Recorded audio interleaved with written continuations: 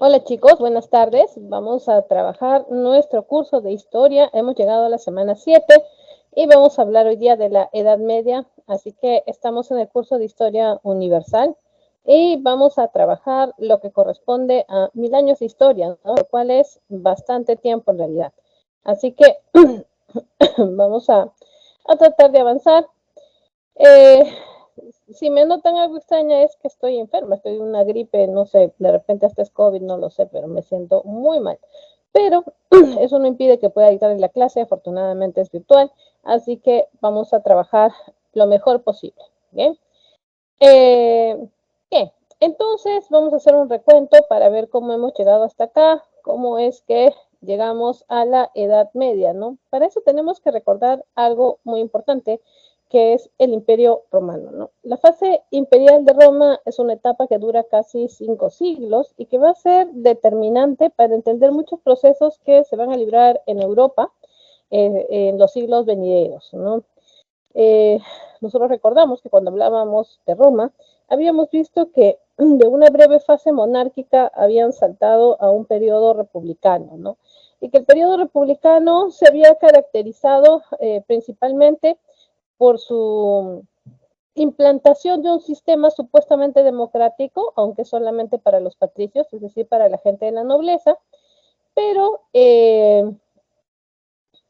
vamos a encontrar que va a haber una competencia, ¿no? Va a haber una lucha muy fuerte por parte de los plebeyos para conseguir derechos y ver un enfrentamiento que se va a ver mucho, mucho más fuerte cuando Roma, en la búsqueda de tener un dominio geopolítico, principalmente del Mediterráneo, primero el Mediterráneo occidental y luego el Mediterráneo oriental, va a conseguir entonces Roma a acomodarse con mucho poder y esto va a permitir que, que Roma gane mucho territorio, pero sobre todo muchos esclavos, ¿no? Porque los romanos van a ser la civilización más esclavista que has tenido pues la historia de la humanidad, así que tenemos que prestarle atención justamente a ese punto, ¿no? La esclavitud, que se va a convertir en el problema, una de las causas por las cuales Roma va a entrar en decadencia.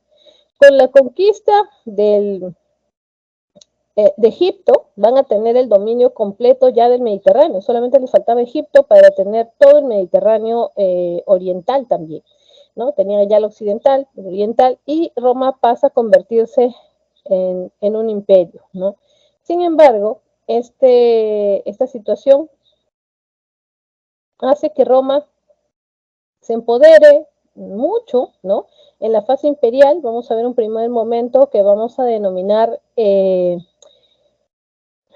periodo del Alto Imperio, donde vemos a Roma creciendo territorialmente. Vamos a ver el siglo de Augusto, con el que se inaugura esta fase imperial, y un régimen que va a mantener los cargos políticos de la República, pero por encima de todos esos magistrados y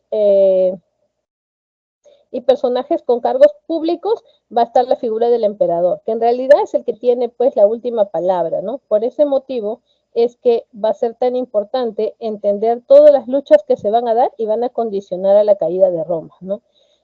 De Roma, después de esta fase de alto imperio, va a entrar, por los problemas que ahora vamos a analizar, en una fase de decadencia que la vamos a entender como el Bajo Imperio. El Bajo Imperio es cuando Roma, entre el siglo III y el siglo V, empieza en una crisis muy difícil que ya no tiene marcha atrás, una caída lenta que va a estar motivada por varias circunstancias que ahora vamos a analizar con el desarrollo de la clase. ¿Ya? Bien, voy a cerrar la cámara para priorizar el audio. Lo que he notado es que hoy día el internet está que sube y baja, todo, hasta los trabajos, como ha pasado, como estamos, ¿cómo se llama en esta situación política, ¿no? Todos los trabajos, todos los empleos, todo el mundo ha pasado a la virtualidad, así que no sorprenda que la red se caiga por ratos, tanto para ustedes como para mí. También hay que tener mucho cuidado con los apagones y esas cosas porque ustedes no han vivido esto, pero esto ya pasó, sobre todo cuando yo era niña. Llegué a ver cómo los gobiernos hacían este tipo de cosas para tapar cuando se enfrentaban a la población y los mataban. Esa es la verdad, ¿no? Si no, pregúntele a sus papás. Así que van a haber muchos desmanes, ¿no? Evite salir en realidad. Y es probable pues de que sí, ¿no? Ahora que estamos con esto de virtualidad, todo esté, encima tenemos el tráfico de Navidad en el sentido tanto de los CAP como del tráfico de virtual. Así que hay que estar atentos a eso. Ya sabe, si es que a usted se le cae el internet, se desconecta, se le va la luz, no se olvide que esto queda grabado. O sea, entonces puede recurrir a la grabación luego para poder ver la clase y no perdérsela. Si a mí se me cae la grabación o pasa algo, no es que ya me desaparecí, no voy a volver, yo voy a regresar, sobre todo porque también tengo instalado el Teams en mi celular y por ahí por lo menos el audio hasta que la computadora o la luz o pueda yo ver cómo soluciono. Entonces no hay que desesperarnos y lo mismo para todos los cursos, no hay que estar asustados al respecto, no se van a perder su clase, no se preocupen, pero les aviso por si acaso, ¿ya? Por si pasa. Muy bien, entonces continuemos, vamos entonces a nuestra primera diapositiva. A ver, vamos a ver cómo es que Roma entra en su periodo de decadencia. Múltiples causas lo van a ir trayendo abajo. Una de las causas más importantes es esa, la gran cantidad de esclavos que Roma va a tener en todo su dominio geográfico y que los va a seguir enfrentando con los plebeyos por el asunto de la mala competencia con los productos que llegaban casi gratis, porque obviamente pues la gente que los tenían en esclavitud no les pagaban y obviamente sus productos eran mucho más baratos, ¿no? Y los más perjudicados eran pues los plebeyos. Otra de las causas de la caída de Roma va a ser este asunto de las rebeliones, ¿no? Las rebeliones de esclavos, las rebeliones de plebeyos que no supieron manejar, estas se van a intensificar con mucha fuerza entre el año 150, 80 antes de Cristo y en el primer siglo, ¿no? En el siglo I. Entonces, tenemos ese panorama. Otra causa de la caída de Roma es lo que se le llama de manera eufemística, o sea, como que rebajándole el tono para no decirlo de una forma más fea, lo que se ha convenido llamar la relajación de las costumbres, que no es otra cosa que los abusos de poder, ¿no? De los romanos, que sabiendo que tenían pues un poder absoluto desde la figura del emperador por encima de la propia nobleza, ya ni qué decir sobre el pueblo y los esclavos, ¿no? Eh, abusaban, ¿no? de la sociedad como ellos querían. El abuso llegó a tal punto, ¿no? Que los romanos, muchos emperadores han pasado a la historia más por sus escándalos de sus banquetes orgiásticos y todos los crímenes, incluso sexuales, que van a perpetrar, que por sus obras, ¿no? Muchos de estos emperadores han pasado a la historia como unos verdaderos psicópatas, como unos verdaderos pervertidos, ¿no? ¿Y a qué me refiero con esto? Ustedes recuerdan algo que mencionábamos la semana 5, cuando veíamos el caso particular de los varones de la nobleza, tanto en Grecia como en Roma, y que eran educados por un círculo de profesores viejos, que eran los tutores, que se les denominaba así en ese tiempo, y que se le asignaba, ¿no? Un varón de la nobleza, un viejo, para que el niño vaya y viva desde los 7 años hasta los 14. Y que el hecho de esta convivencia hacía de que estos viejos abusaran sexualmente de muchos de estos niños, ¿no? Y por eso es que los varones de la nobleza que a futuro iban a tener cargos políticos o religiosos, repetían esta conducta, ¿no? De violaciones sobre menores de edad y todo tipo daban rienda suelta a su sexualidad, obligando a la gente a participar de cosas que la gente no quería, a cargo de charlos de la nobleza, de clero o abusando de su poder. Entonces, ¿por qué hablamos de este tema? Porque eso significó que los romanos se van a ir alejando de sus prácticas políticas por estar más distraídos en ver cómo satisfacían sus bajos instintos y sus delitos sexuales. Los romanos les gustaba hacer banquetes, esos de la nobleza, el emperador, a los que tenían el poder, los que tenían el poder religioso, político, banquetes orgiásticos donde obligaban a que las mujeres y la gente de la nobleza así no quisiera participar a la fuerza y fueran violados ahí en medio de todos para el beneplácito de estos abusivos. Traían también niños, mujeres y personas de esclavos y gente del pueblo a quienes les obligaban a hacer actos humillantes, degradantes, como comer excrementos, cosas podridas, ser golpeados, ser violados en público, porque creían que podían ejercer sobre la vida de los demás como les daba la gana. por ejemplo, ¿no? Varones jóvenes como ustedes, muchos de estos tipos que estaban en el poder, que eran viejos y pervertidos, se mandaban a traer jovencitos varones y los mandaban a castrar para convertirlos en sus amantes travestidos a la fuerza. Muchos de estos varones morían desangrados por estas prácticas que se les hacían de la castración.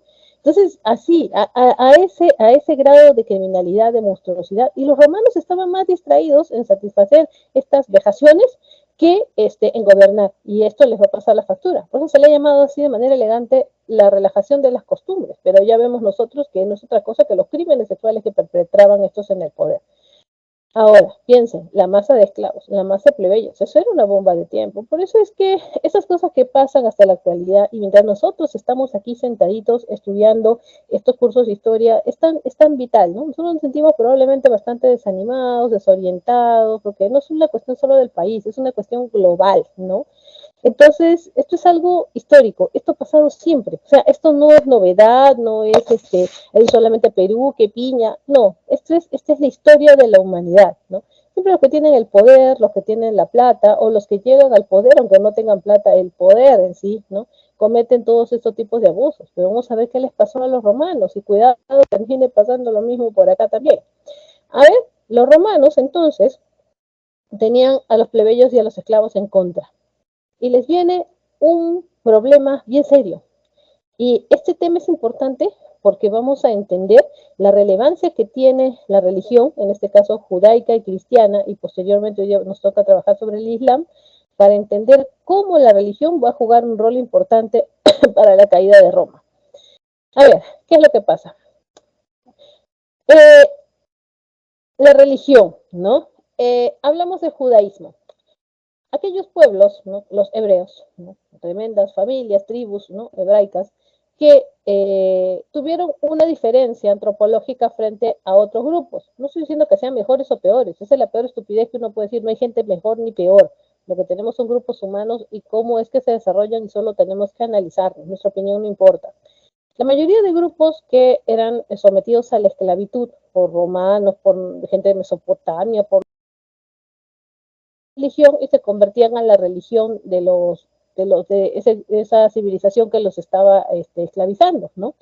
Pero con los hebreos pasaba otra cosa, ¿no? Los hebreos fueron muy tercos y mantuvieron su religión, era un rasgo cultural de ellos, una religión monoteísta en donde tenían la figura de un dios omnipresente, al cual no puedes ver, tocar, ni hablar, ni nada, pero según ellos está en todas partes y esa es su creencia ancestral, ¿no? Antropológica, es su mitología. La cosa es que fueron esclavos de muchas civilizaciones y se mantuvieron en pie por su religión, ¿no? O sea, eso los unía, es un rasgo cultural de ellos, ¿no? Entonces, ¿qué pasa? Durante el siglo I antes de Cristo y el siglo I después de Cristo, o sea, estoy hablando de un lapso de unos 200 años, vamos a tomar referencial lo que se conoce como el año cero con el nacimiento de Cristo, pero solo como referencial, ¿ya? Porque así está convenido, vamos a ver entonces por qué lo menciono. Todo ese siglo previo al, al año cero y el siglo después, van a haber unos tremendos levantamientos de plebeyos, de esclavos, la situación va a ser tan espantosa, ¿no? Que van a aparecer muchos líderes, van a aparecer muchos denominados incluso profetas, ¿no? Por eso es que se estima de que deben haber habido por lo menos 150 de estas personas, ¿no? Incluso la famosa rebelión de Espartaco, ¿no? El líder de los esclavos que se levanta y fue el dolor de cabeza para Roma hacia el año 80 antes de Cristo, más o menos. Entonces, vemos ahí unas trifulcas espantosas, ¿no? Y se cree que por eso la figura mítica de Jesucristo es una construcción, ¿no? Es un personaje que tiene elementos de muchos otros personajes que surgieron en esa época y que la gente trató de unirlo en uno solo y tener un ejemplo frente a toda la dominación romana, ¿no? O sea, esa es una de las... Porque no hay una evidencia histórica clara que diga, sí, una persona, fulano de tal, está enterrado aquí, vivió acá, aunque hay referencias, ¿no? Y muchas veces con elementos míticos o mezclados con otros personajes. El asunto es que esto nos demuestra que fue una época de terribles guerras civiles entre esclavos, plebeyos, contra el poder dominante de los patricios, ¿no? Que no es otra cosa que lucha de clases, ¿no? A muchos les asusta que digan eso, ¿no? Porque les han lavado el cerebro diciendo de que eso no existe.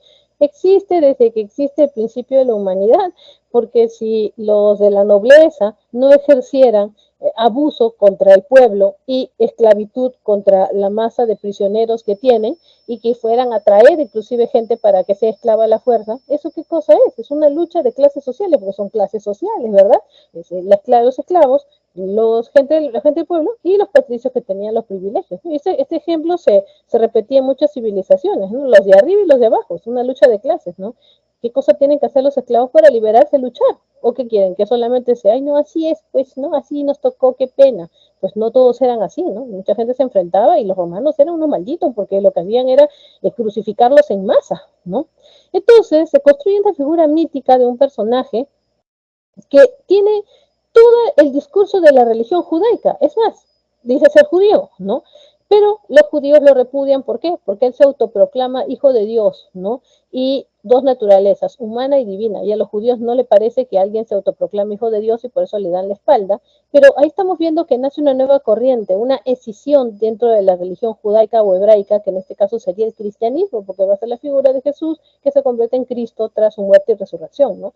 Cosa que los judaicos nunca aceptan, ¿no? Pero el cristianismo es, digamos, el hijo de la religión judaica, que es mucho más antigua. Por eso es que el judaísmo sería el padre. Toda su religión y su mitología está en el Antiguo Testamento, en el Pentateuco, los 5 libros primeros de la Biblia, el primer testamento, el Antiguo Testamento. Y luego en el Nuevo Testamento es lo que ya toman los cristianos y que ya no lo reconocen los judíos. ¿Por qué les menciono todo esto? Porque es importante. Ahora va a ver por qué este asunto de la religión cristiana va a ser tan importante para los romanos.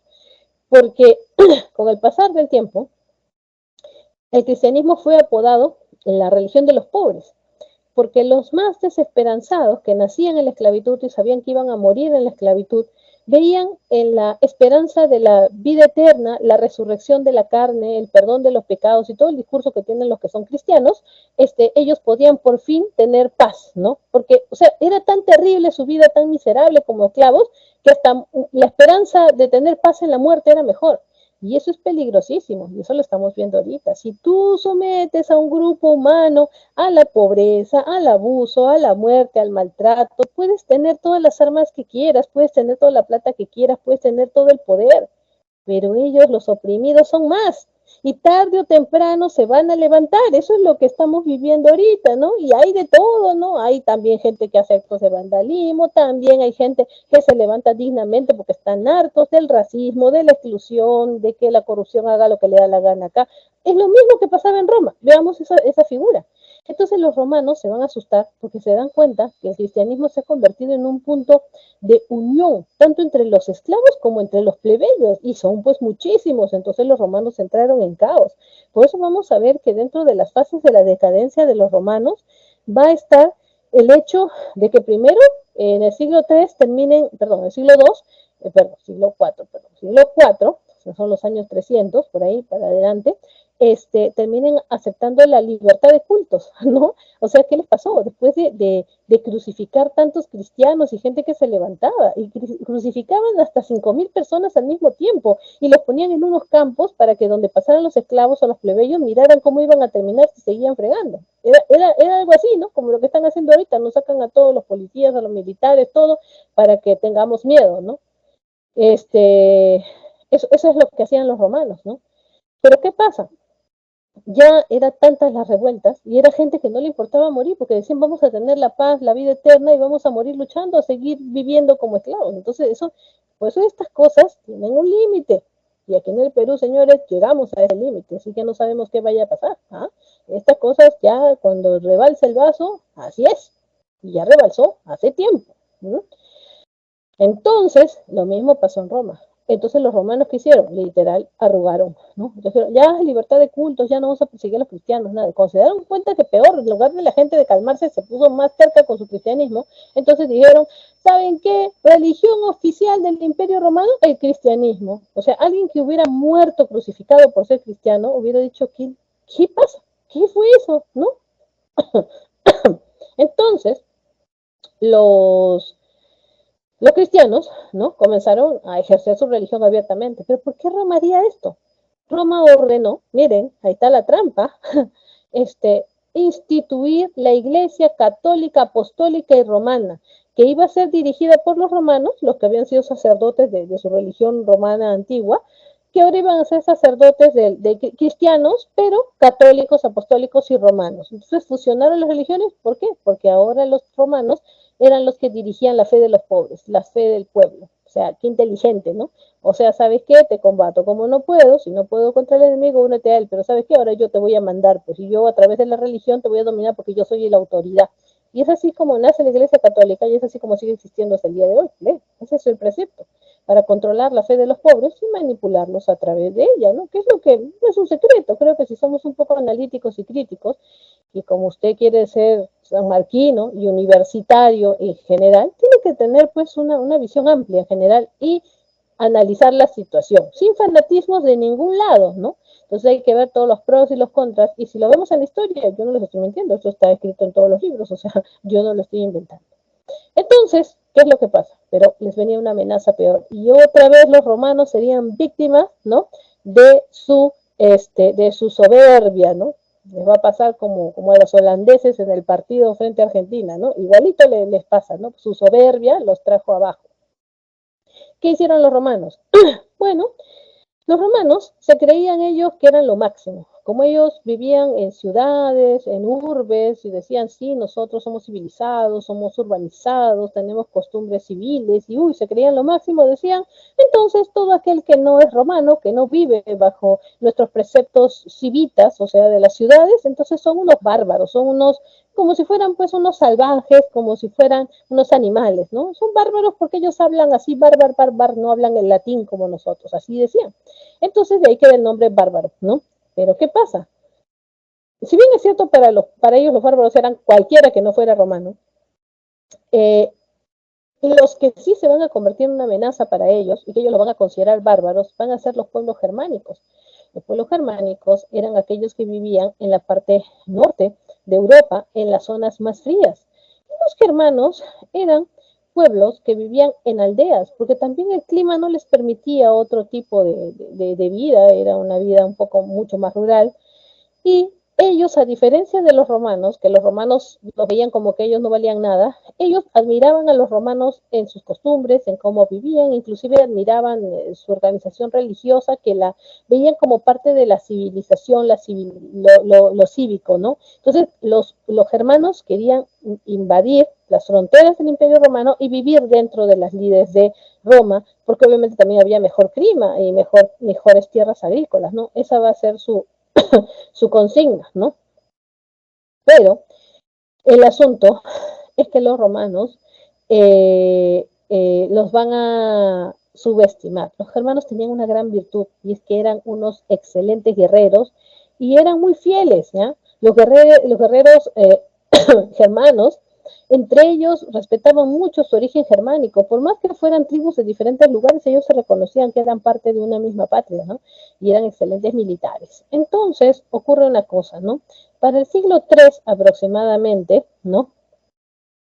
Los, los germanos van a tener una serie de problemas, ¿no? En primer lugar, el hecho de la amenaza bueno, en primer lugar, un crecimiento demográfico, o sea, van a tener mucha familia y van a necesitar recursos. Luego les viene para el siglo IV un cambio climático, ¿ya? Que hace que sus zonas se congelen, entonces va a escasear la comida y como era mucha gente, pues tenían que presionar y vivían guerreando con los romanos. Y luego vamos a ver la presión de los hunos. Los hunos, que eran los que habían sido la amenaza de eh, eh, los chinos habían visto la amenaza de los hunos, ¿no? Los hunos venían de los desiertos de Mongolia, ¿no? Eran gente muy fiera, domesticaban caballos salvajes, tenían halcones entrenados para cazar a su favor y vivían moviéndose, como eran seminómades, en todo el norte de Asia y el norte de Europa, y quisieron invadir a los germanos. Hasta las tierras de los germanos eran mejores que las suyas. Entonces los germanos se vieron obligados a pedir espacio en el Imperio Romano, ¿no? de Occidente sobre todo. ¿Por qué? Porque Roma dentro de toda esta decadencia incluso se había partido en dos. Roma era el Imperio Romano de Occidente, como vemos acá, mientras que el otro pedazo va a ser el Imperio Romano de Oriente, que también se le conoce como el Imperio Bizantino. Pero el objetivo de los germanos era básicamente Roma de Occidente, ¿no? Entonces ahí es donde ellos van a irse a postrar a los pies del emperador de turno para pedirle que por favor les permitan vivir dentro del territorio del Imperio Romano a cargo de ellos defenderlos, formar parte de su ejército, darles servicios militares, ¿no? Y ahí Roma comete un grave error, ¿no? Se da cuenta y dice, pues estos pues son bárbaros, ¿no? Pero sí es cierto, son buenos militares. Vamos a incorporarlos para que se repotencie nuestro ejército, pero con el pasar del tiempo, ¿no? Cuando se dieron cuenta, el ejército romano estaba completamente germanizado. Mientras que el padre, ¿no? Digamos que el abuelo ya era un general de división, el hijo era un teniente y el nieto ya era un soldado que empezaba y el bisnieto ya estaba practicando con su espadita de madera porque en algún momento quería llegar a ser soldado también. Entonces, los germanos se habían vuelto militares profesionales en el ejército romano. ¿Y cómo se les ocurría a los romanos tener un ejército lleno de germanos, ¿no? Un ejército lleno de los pueblos que podían haberlos invadido, ¿no? Entonces, ¿qué es lo que va a pasar? Por supuesto que los germanos, que van a hacer esta migración pacífica, una invasión pacífica con el tiempo, y ante el repunte de los hunos, sobre todo con Atila, el bárbaro, que se le conoce Atila, el huno, un personaje que guiaba a estos hunos, era un tipo muy rudo, que decía, donde pisa mi caballo no vuelve a crecer la hierba, imagínense, el tipo se alucinaba que él era la muerte andando. Entonces, los romanos aprovechan esta amenaza para poder meterse con fuerza en territorio romano y tener la protección y el beneplácito de los ejércitos romanos, que eran básicamente germanos, se da cuenta, ¿no? O sea, prácticamente lo infestaron, ¿no? Y terminaron comiéndolo desde dentro a Roma. Entonces tenemos un panorama para el año 476 ya definitivo, aunque esto va a ser progresivo, de poco a poco, vamos a encontrar cómo estos grupos de germanos van a ir invadiendo y van a ir tomando posesión de diferentes espacios del Imperio Romano de Occidente, ¿no? Uno de estos grupos van a ser, por ejemplo, los visigodos, que salieron de esta parte de Europa Oriental y que se metieron en territorio de lo que ahora es España, por ejemplo, tras vencer a los romanos en la batalla de Adrianópolis en el año 378, o sea, cuando finalizaba el siglo IV. Entonces, a partir de ahí se van a dar una serie de invasiones violentas que van a traer abajo el Imperio Romano de Occidente. A ver, trabajemos. Entonces, para el siglo VI, ya, para los años 500 en adelante, vamos a encontrar de que ya estos pueblos germánicos van a ir y se van a haber metido y se han repartido los diversos espacios geográficos del Imperio Romano de Occidente, provocando su caída. Por eso que la caída definitiva se da con un hecho simbólico en el año 476 de nuestra era, siglo V, cuando el rey de los Érulos, que era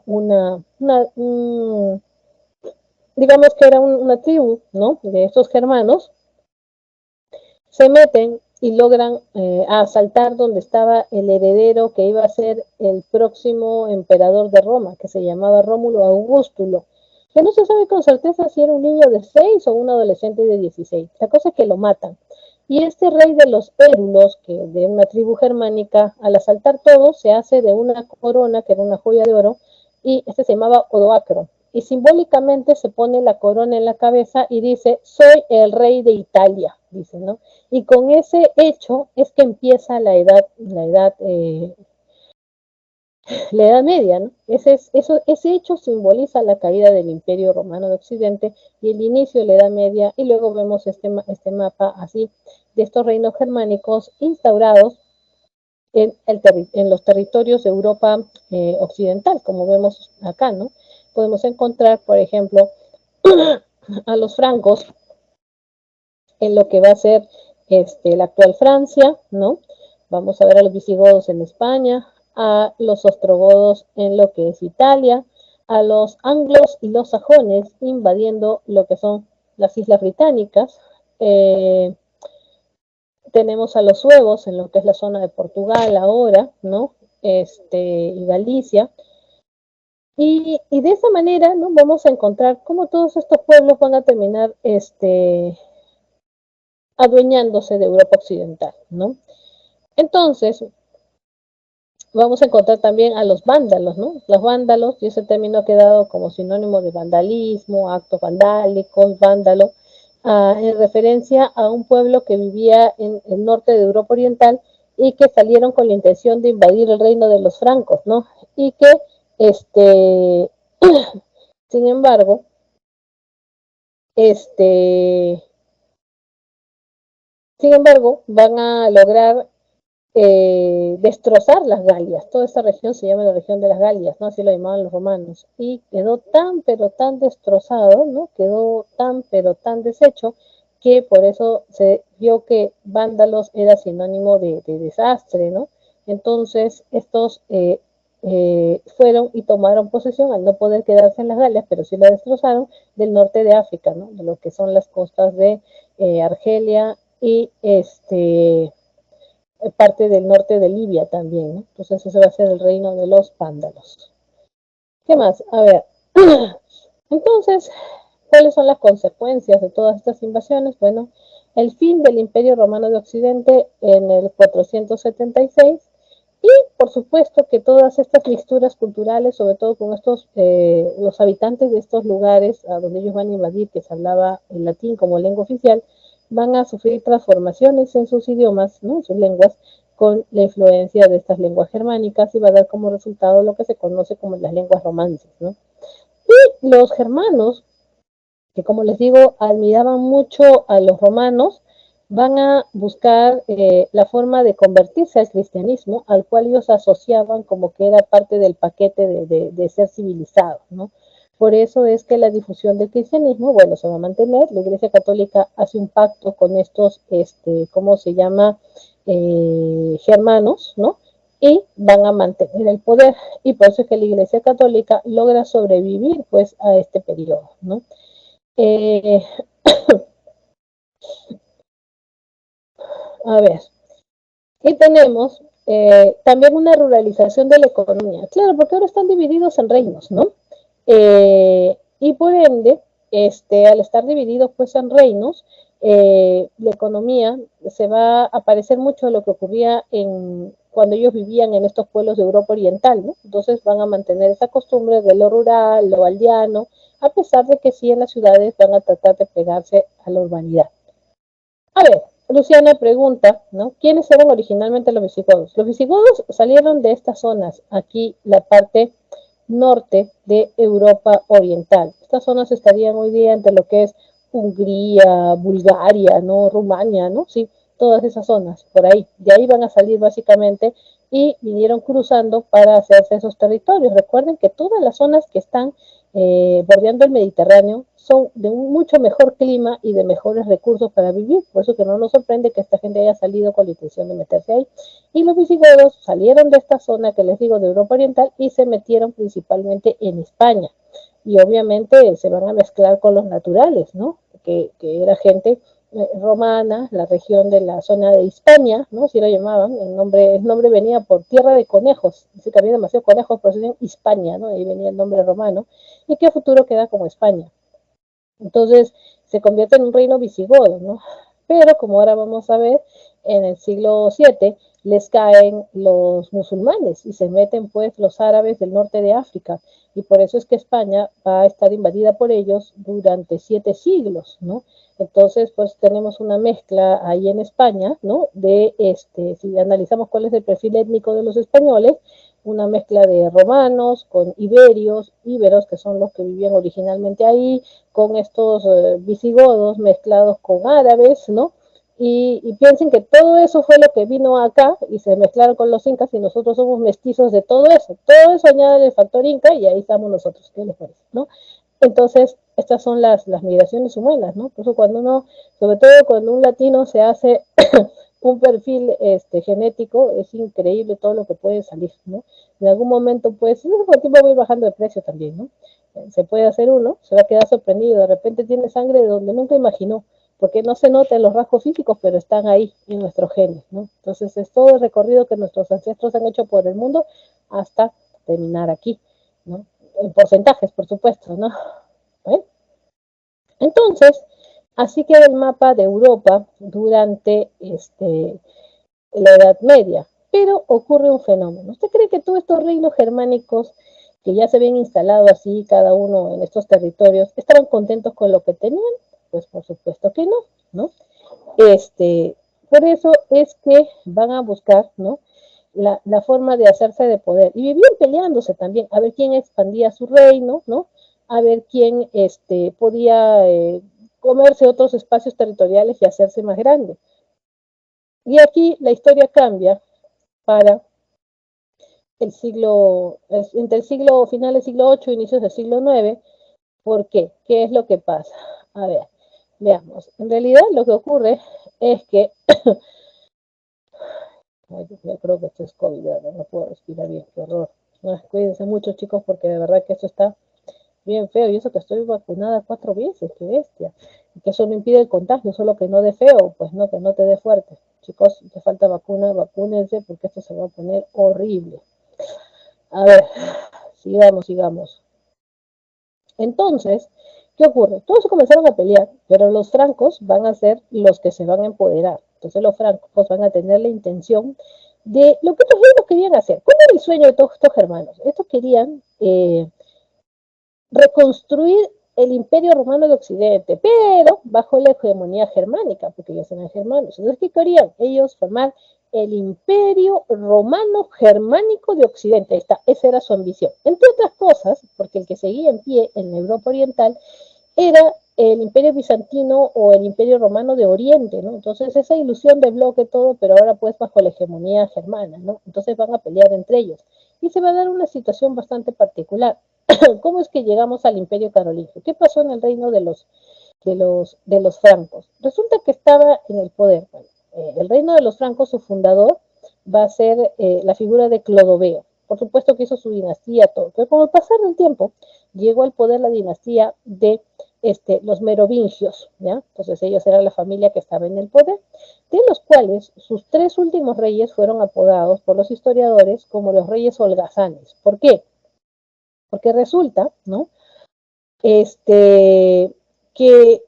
estos reyes, de la familia de los merovingios, les gustaba, bueno, le daban el poder, ya sabía que nací iba a ser el próximo rey, ya estaba todos felices, pero no les gustaba hacer la parte fea de ser rey, o sea, tener que gobernar, dar decretos, analizar las cosas, ¿no? Ver los asuntos de la guerra, no querían nada de eso, ¿no? ¿Qué cosa querían? Solamente dedicarse a las fiestas de palacio, a la caballería, o sea, la parte chévere de ser rey, ¿no?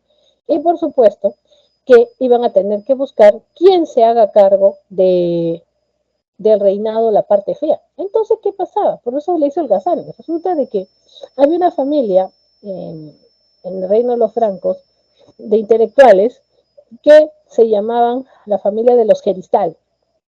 Y estos, los merovingios, eran bien vivos porque habían decidido que así hereditariamente los miembros de esta familia siempre tuvieran un representante que fuera el primer ministro, o sea, el mayordomo real, el de mayordomus, de mayordominio, no un sirviente, ¿no? La imagen que tenemos de mayordomo, que es una persona que hace un servicio, ¿no? De tus órdenes, no, sino más bien un primer ministro, eso sería, ¿no? El mayordomo real era miembro de la familia geristal, tradicionalmente familia intelectuales, y que hacía toda la parte fea y administrativa de ser rey, cuando los reyes, que eran de esta herencia merovingia, se divertían.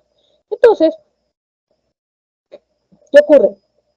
Llega al poder la figura de Childerico III, el último de estos reyes, de los reyes holgazanes merovingios, y lo coloca como su mayordomo real a la figura de Carlos Martel, que de Geristal, o sea, era de esa familia, ¿no? Y Carlos Martel, bueno, pues era muy hábil, muy inteligente, ¿no? Y hacía todo el trabajo difícil, pero ocurrió una situación. Los musulmanes habían avanzado, vamos a hablar de los musulmanes dentro de un rato, tanto en el norte de África, se habían metido a España y amenazaban con invadir España.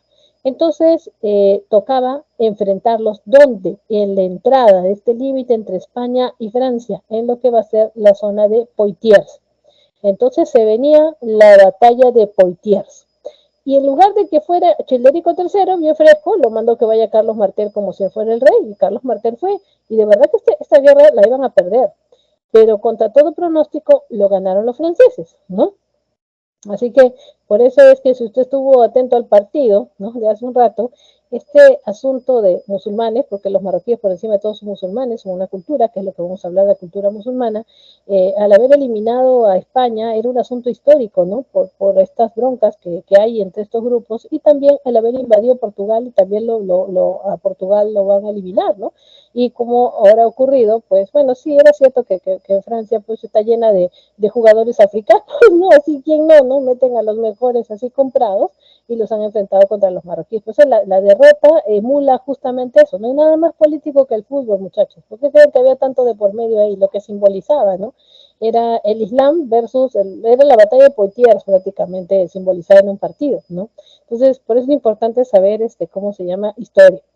Bueno, contra todo pronóstico, en ese momento, ahí sí, en esta guerra con los musulmanes que avanzaban sobre España y se querían meter a Francia, era muy difícil ganarles. Pero Carlos Martel, en la batalla de Poitiers, era muy inteligente y logró vencerlos. Entonces, se convirtió en un héroe nacional para todos los reinos aledaños porque simbolizaba no solamente haberle ganado a los musulmanes, sino era un asunto que los cristianos le habían ganado a los musulmanes, ¿no? Entonces, el pueblo le empieza a reconocer a Carlos Martel como que él era el rey, pues, y a Childerico III no le hacían caso. Entonces, él comienza a ejercer de rey, pero faltaba una cosa. Los que te daban legitimidad como rey, como autoridad, eran los de la Iglesia Católica. Y la Iglesia Católica nunca reconoció a Carlos Martel como rey de los francos, sino que mantenía su relación con Childerico III, ¿no? Entonces, nunca lo reconocieron a Carlos Martel, ¿no? Pero él cuando muere deja en el poder a su hijo, que va a ser la figura de Pipino, apodado el Breve, porque era, dicen, de muy baja estatura. Entonces Pipino el Breve, con con su carisma, con la gente, con el apoyo, va a lograr que la Iglesia Católica lo reconozca a él como rey. Entonces empieza una nueva dinastía, ¿no? Con él en el poder. Ya la dinastía de los Merovingios pasa a estar desterrada prácticamente del poder, y ahora la dinastía de quién, la de Carlos Martel, por su hijo Pipino el Breve, sería la dinastía de los carolingios, porque Carlos Martel en latín es Carolus Martel. Entonces, la dinastía de los Carolus es la dinastía de los carolingios, que la funda Pipino el Breve, porque a él sí tiene el reconocimiento de la iglesia. Bueno, la cosa es que Pipino el Breve tuvo dos hijos que los metió en la administración pública, ya pues era la familia Geristal y todo esto, y había decidido que el mayor, que se llamaba Carlomán, sea el próximo rey. Mientras que su último hijo Carlos, pues no, se quedara en la vida administrativa, cargos ahí, pero Carlomán se murió y no quedó que por descarte fuera Carlos el que subiera al trono. Así que Carlos se convirtió en rey y Carlos va a ser un gran conquistador al punto de ganarse el apelativo de Carlomagno, Carlos el Grande, que se convierte en el más grande conquistador de la Edad Media y lo comparaban con Alejandro Magno, por eso le pusieron Carlomagno. Y él es el que logra unificar todos estos reinos, vean, ¿no? Todos estos territorios, ¿no? Para conformar el imperio carolingio, ¿ya? Vamos a la siguiente diapositiva porque ahí hay más datos.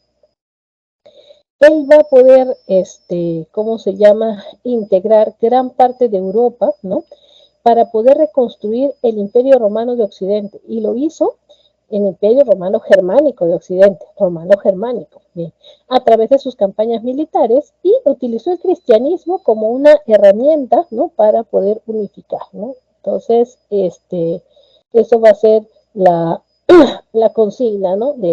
Va a ser un personaje entonces tan reconocido, tan unificador de esos territorios, tan poderoso, que la Iglesia Católica tenía que reconocer, ya que él no era un simple rey, sino que él era un emperador. Y por eso es que de manera histórica, en la Navidad del año 800, como lo muestra este vitral, esta miniatura, perdón, se ve la coronación de Carlomagno por el Papa León III, en la Navidad del año 800, en la histórica iglesia Catedral de Notre Dame, ¿no? Entonces ahí, por eso es que las iglesias, independientemente si son religiosos o no son religiosos, son sitios de donde hay mucha historia de por medio, ¿no? Mm, En Europa hay muchas iglesias, porque mucha gente ya no practica el cristianismo, ya no practica, como sean son practicantes de la religión, han pasado a ser bibliotecas incluso, ¿no? Una muy importante histórica es la iglesia de Nuestra Señora de París, conocida como la iglesia de Notre Dame. Entonces, ahí es donde lo reconocen como emperador. Carlomagno entonces va a pasar a la historia como el fundador de la fase imperial, ¿no? De los carolingios. El imperio carolingio él lo va a fundar y va a destacar por dos cosas: ser un gran administrador territorial y ser un gran promotor de la educación, incluso pública. Eso es lo interesante. Por ejemplo, lo territorial. Él dividió el territorio en ducados, condados y marcas, que viene a ser, a ver, los condados y las marcas eran algo así como las provincias. Las marcas van a ser aquellas que estaban en las zonas fronterizas, por eso tenían resguardo militar. Mientras que los condados van a ser las provincias que estaban en el interior, ¿no? Y a ver, y los duques, ¿no? Los ducados eran algo así como un jefe regional, ¿no? Que manda sobre varias provincias. Entonces la figura del duque estaba por encima de la figura del conde, ¿no? Ahora, también en esta ligación que tenía pues con la Iglesia Católica, va a tener una serie de fiscalizadores, supervisores reales, que van a ser pues religiosos, que van a ser los famosos Misi Dominici. ¿Mm? El Misi Dominici era un personaje que recorría durante 4 años todo el imperio y le traía un informe de cómo se estaban desarrollando las autoridades, cómo estaban gobernando, cómo iban las cosas en cada lugar. Entonces él tenía todo muy bien controlado. Desde el punto de vista cultural, él va a utilizar a la religión como un vehículo de la educación y es el primero que acerca la educación y la alfabetización a las clases populares a través de las parroquias. ¿No? A ver, veamos. Vamos a ver la fundación de las escuelas, ¿no? Que van a quedar como un modelo incluso hasta la edad moderna, ¿no? Las escuelas palatinas, que eran las escuelas en palacio para los varones de la nobleza, que iban a ocupar cargos públicos políticos y se les enseñaba sobre administración del Estado. Las escuelas conventuales, ¿no? Que van a ser aquellas que son para la formación de religiosos, y así también las escuelas parroquiales, ¿no? Y las escuelas parroquiales eran aquellas que estaban en las parroquias, en las localidades, con la finalidad de educar a la población o a todo aquel que quisiera aprender a leer, escribir, a sumar, a restar, y todo a través de la enseñanza del catecismo de la Iglesia Católica. ¿No? Ahora, dentro de los contenidos de la cultura, ¿no? De lo que eh,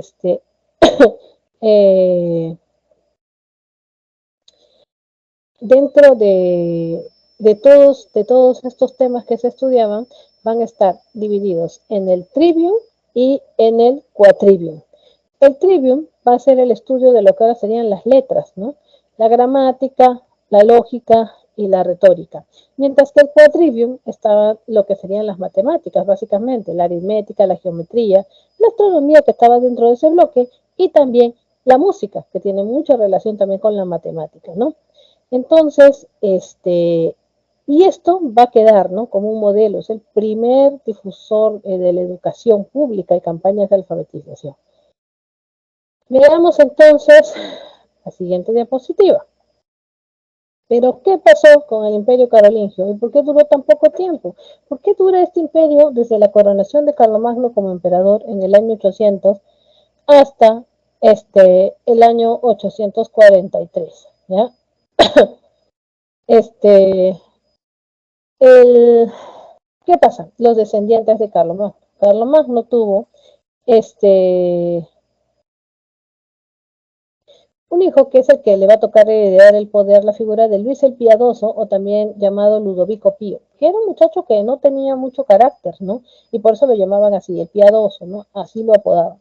Entonces, tuvo 3 hijos varones, ¿ya? Y estos tres hijos, estaban pues tan mal criados, ¿no? Que amenazaron con matar a Ludovico Pío si es que no lo elegían a uno de ellos como el emperador, entonces quedaban compitiendo. Entonces él tuvo tanto miedo de sus propios hijos que decidió dividir el imperio que tanto trabajo le había costado unificar a su padre, a Carlomagno. Entonces los nietos se lo terminaron repartiendo, ¿no? En el Tratado de Verdún en el año 843, ¿no? Se fragmentó el imperio carolingio, ¿no? Y vemos cómo estas zonas, ¿no? Van a ser asignadas a cada uno de estos nietos. Luis, apodado el Germánico, que se queda con la parte que ahora es Alemania. Lotario, inclusive hasta ahora esta zona de Europa le dicen la Lotaringia, que comprende entre Francia, Alemania, Suiza y el norte de Italia.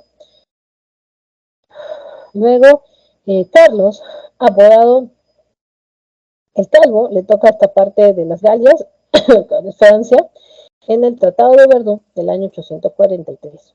Y vemos estas zonas militarizadas. Pero las consecuencias van a ser terribles porque van a marcar el fin de una época y el inicio de otra. A ver, ¿qué va a ocasionar esto? El debilitamiento del poder central. Porque estos reyes se van a seguir peleando entre ellos porque cada uno quiere mandar sobre el otro y van a perder autoridad. ¿Quiénes son los que comienzan a ganar prestigio y comienzan a empoderarse? Pues los señores locales, los miembros de la nobleza local, porque ellos tenían el poder de la propiedad de la tierra y tenían ejércitos particulares. Y la gente tenía mucho miedo que toda esta división era lo que causaba, era el ingreso de nuevas invasiones bárbaras. Los normandos, que van a ser los vikingos, ¿no? Que se metían a robar, a saquear sobre todo las ciudades, los magiares, ¿no?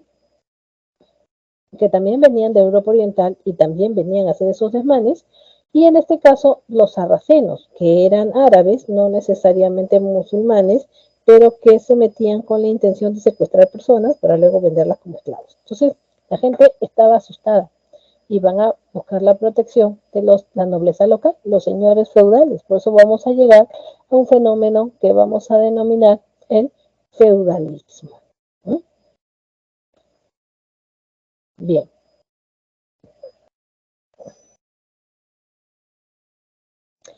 A ver, pasemos entonces al siguiente punto. Pero, ¿qué cosa pasaba en la parte oriental? La parte oriental, el Imperio Romano de Oriente, ¿no? Esa otra porción, ¿no? Lo que quedó en pie todavía. ¿Por qué el Imperio Romano de Oriente le va a sobrevivir 1000 años en comparación al Imperio Romano de Occidente? ¿Qué medidas tomaron? ¿Qué hicieron diferente? ¿Cuáles eran sus amenazas? ¿Cuáles eran los bárbaros que podían incluso caerles encima? A ver, veamos. Vamos a analizar primero su situación geográfica y luego volvemos a esta diapositiva. Acá está el antecedente, ¿no? Tenemos entonces a Roma dividida en dos partes, Imperio Romano de Occidente e Imperio Romano de Oriente. La parte de Oriente, entonces, esta división se va a dar en el año 395, o sea, justo ahí nomás previo a lo que va a ser el inicio del siglo V, ¿no? O sea, de final del siglo IV, inicio del siglo V. Entonces, ¿qué ocurre? Vemos aquí el mapa para entender este asunto del territorio. El Imperio Romano de Oriente, ¿no? Era esta parte que quedó, toda esta parte enorme, ¿verdad? Mientras que la otra parte va a ir cayendo, ellos se van a mantener. ¿Por qué? Van a tener una estrategia diferente. El Imperio Romano de Oriente va a escoger como su capital a la ciudad más oriental de Europa, que es la ciudad, se llamaba en esa época la ciudad de Bizancio. Por eso es que los historiadores dijeron, para no confundirnos, Imperio Romano de Occidente, Imperio Romano de Oriente, inclusive tienen las mismas iniciales, mejor vamos a llamar al de Oriente como Imperio Bizantino, en homenaje a la ciudad de Bizancio, ¿no? Bizancio entonces, esta ciudad, con el pasar del tiempo, llegó al poder un emperador que se llamaba Constantino y se le ocurrió ponerle su nombre, ¿ya? Y le puso Constantinopla, por eso es que la ciudad de Bizancio pasó a ser Constantinopla. Si regresáramos el tiempo y les dijéramos, ustedes son los bizantinos, dirían, ¿qué cosa? ¿Qué? ¿Bizantinos? ¿Qué es eso? Eso es un nombre que le han puesto los historiadores, porque en realidad ellos se llamaban a sí mismos los romanoi. Esa era la forma como ellos se llamaban, ¿no? Decían ser los verdaderos custores de la cultura greco-romana, ¿no? Entonces, eso quedó ahí. Pero notemos algo muy especial, ¿no? El hecho de que Grecia queda ya en esta parte y todo el saber, la filosofía griega, todo va a ser la que tiene injerencia en toda esta zona, al punto que en el Imperio Bizantino se hablaba el griego, no se hablaba el latín, ¿ya? Entonces van a ver acá muchas cosas de la cultura, sobre todo incluso que los emperadores se hacían asesorar por sabios griegos. Por eso es que también tomaban algunas decisiones acertadas, como por ejemplo evitar a toda costa que hayan militares eslavos. Los pueblos eslavos eran la amenaza que ellos tenían, eran los pueblos que estaban aquí en la parte superior. Los eslavos serían los rusos, los húngaros, los búlgaros, ¿no? Toda esa gente, para ellos eran los bárbaros, para ellos eran los pueblos eslavos, inclusive de ahí se surtían de esclavos, por eso que llamaban de la voz esclavo, viene de eslavo, ¿no? Así, ese grado, ¿no? De explotación. Entonces, el imperio bizantino va a tener algunas características muy interesantes, ¿no? La ciudad de Bizancio o de Constantinopla estaba en un punto muy importante porque custodiaba un estrecho que se denomina el Bósforo. Este espacio que es como un cruce para poder entrar y salir del Mar Negro y llegar al Mediterráneo, esto va a estar bajo el dominio de los bizantinos. Entonces tenían una zona estratégica comercial, ¿no? Y tenían el nexo entre Oriente y Occidente, entre Europa y Asia. Bien. A ver, veamos algunas características importantes. Bueno, su primer emperador fue Arcadio, ¿no? Hijo del emperador Teodosio, que dividió esto en dos. Y a su hijo Honorio le dio la parte de Europa Occidental, ¿no? De el Imperio Romano de Occidente. Y le dio a Arcadio, que es el primer emperador de Oriente. ¿Qué características especiales tenemos? A ver, resulta que para el año, ellos eran pues católicos, apostólicos y romanos, pero con el pasar del tiempo realmente les daba cólera, ¿no? Que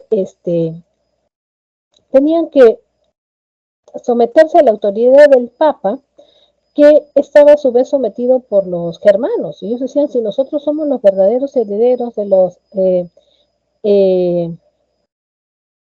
de los griegos y los romanos, entonces, ¿por qué nosotros tenemos que someternos a la autoridad de papal de la Iglesia Católica que ahora está en manos de los germanos? Entonces decidieron hacer un rompimiento, un divorcio, lo que se conoce como el cisma de Oriente. El cisma de Oriente va a ser ese quiebre en el año 1054, donde ellos deciden renunciar a ser católicos, apostólicos y romanos, y en cambio lo que van a decidir es convertirse en cristianos ortodoxos. Es decir, unos cristianos mucho más, digamos, radicales, estrictos, no obedecer a la autoridad papal y negarse, según ellos, ¿no?, a la idolatría de los apóstoles, de los santos, de la Virgen María, y centrarse más en la Santísima Trinidad. Entonces rompen con Occidente y ahora dicen quién va a ser el Papa en lo que va a ser el Imperio Romano de Oriente. Bueno, va a ser el rey, o sea, el emperador es al mismo tiempo el Papa, líder religioso y líder político. Por lo tanto, tenemos que este fenómeno hace que esta autoridad se denomine el Basileus. Basileus va a ser entonces el líder político y religioso, un emperador y a la vez papa. Por eso este fenómeno se llama cesaropapismo, que va a ocurrir en el Imperio Bizantino. Y van a tener pues entonces su propia religión, ¿no?, que hasta la fecha, ¿no? Pues en Grecia, por ejemplo, se practica el cristianismo ortodoxo, en Rusia también se practica el cristianismo ortodoxo por influencia, ¿no? Y algunos elementos culturales que son muy importantes del Imperio Bizantino, ¿no? Ellos, por ejemplo, van a inaugurar todo un estilo artístico que vamos a denominar el arte gótico. esas construcciones puntiagudas, ¿no? Esos castillos elevados de ventanas angostas, ¿no? Que son unas ventanas este, ojivales, le llaman así, porque parecen unos ojos en forma vertical, unas construcciones góticas, con vitrales, con mosaicos, ¿no? Vitrales son esas imágenes que las construyen con vidrios de colores, ¿no? O los mosaicos de pedacitos de cerámicas arman una figura. Todo eso es típico del arte gótico. A ver, Susana pregunta, ¿por qué decidieron dejar de ser católicos? Porque no querían someterse a la autoridad de Roma.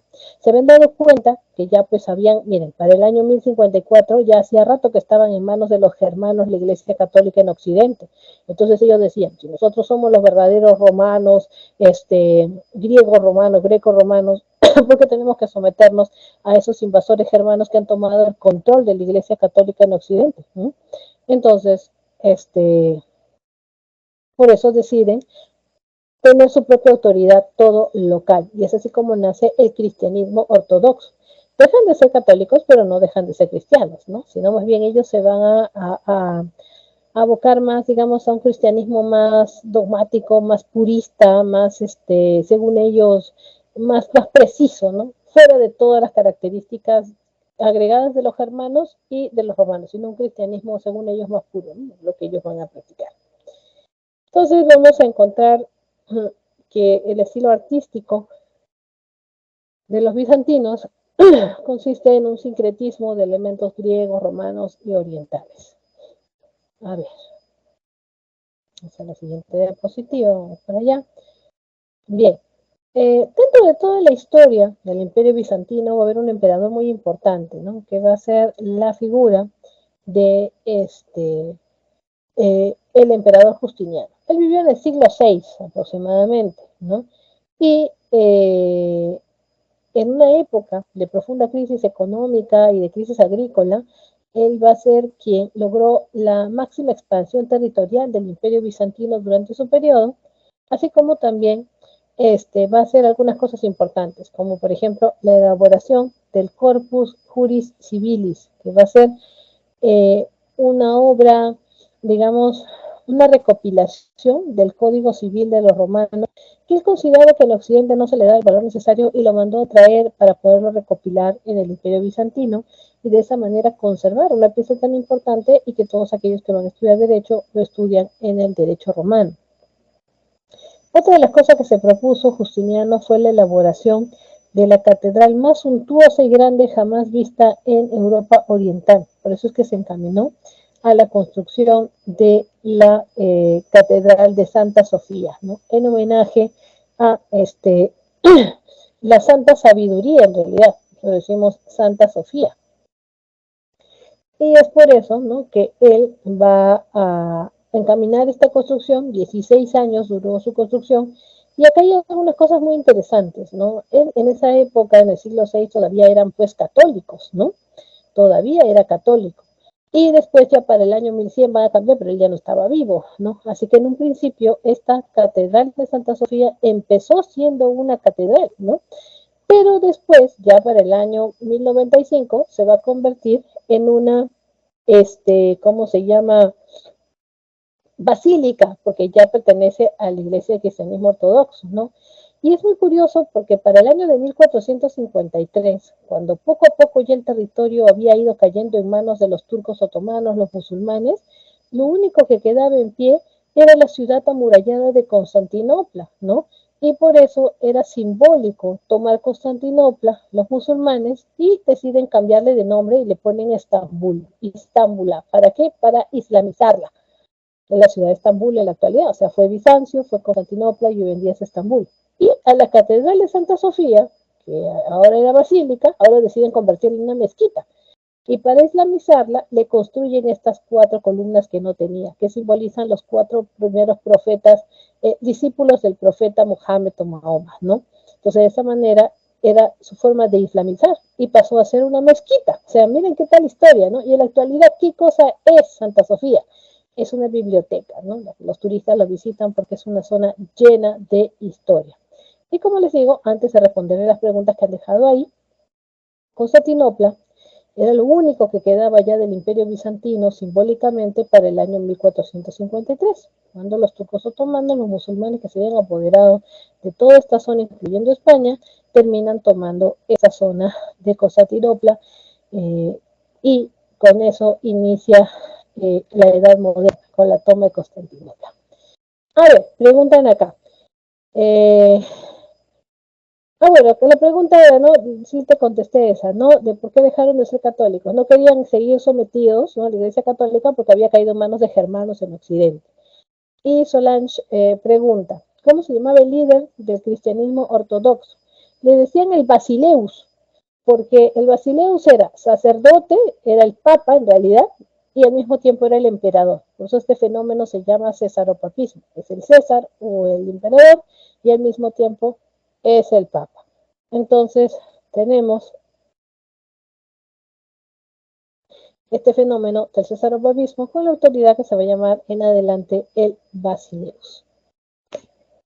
Bien, entonces con eso terminamos la primera parte, ¿no? De lo que son los temas de historia para hoy y pasamos a la segunda parte de la clase de hoy con un tema muy interesante, el surgimiento del Islam, ¿no? Con el Islam hay muchos prejuicios, ¿no? Y más aún desde que Estados Unidos tiene broncas y tiene intereses con el petróleo que hay en Oriente Medio, sus broncas con Irán, las que tuvo con Irak, cómo vive reventando a la gente en pedazos en Siria, cómo apoya a los judíos para que le quiten su territorio a los palestinos. Se ha hecho una mala imagen de lo que significa ser un musulmán, de lo que significa ser un islámico, al punto de que mucha gente tiene en la cabeza que ser un musulmán es ser un terrorista, que es una persona recontrafanática, que vive en el pasado. En realidad, el Islam, visto desde Occidente, está satanizado. Pero eso no nos llama la atención porque la cultura occidental es muy ombliguista, vamos a decirlo ya, no ve más allá de su ombligo. Es una cultura etnocentrista, ¿no? Que cree que lo que hace lo de Occidente está bien y todo lo que hacen los demás está mal, ¿no? Esa es una visión infantil y estúpida de creer que lo occidental es lo bueno y el resto no sirve, ¿no? Entonces, aquí es donde la antropología nos va a permitir entender cómo es que ellos piensan. El Islam no es una religión a secas. El Islam es una cultura en general. ¿Qué diferencia hay entre hablar solo de la religión y hablar de la cultura? Pues le pongo un ejemplo, ¿no? Por ejemplo, a ver, si estuviéramos en un salón físico, ¿no? Y nos estaríamos viendo todos, yo no sé a simple vista quién de ustedes es cristiano, quién es, digamos, evangélico, testigo de Jehová o de repente israelita, o quién de ustedes es católico, quién de ustedes es ateo, agnóstico o profesa otra religión, ¿no? No sé, budista, hinduista, no lo puedo diferenciar, no nos podemos diferenciar. Y todos estamos hablando pues el castellano y nos gusta comer lo mismo, básicamente. Quizá con los evangélicos sí por la forma de vestir, ¿no? Uno dice, con esa ropa es probable que sea evangélico, pero a veces no es un rasgo único, ¿no? Pero en el caso del Islam sí.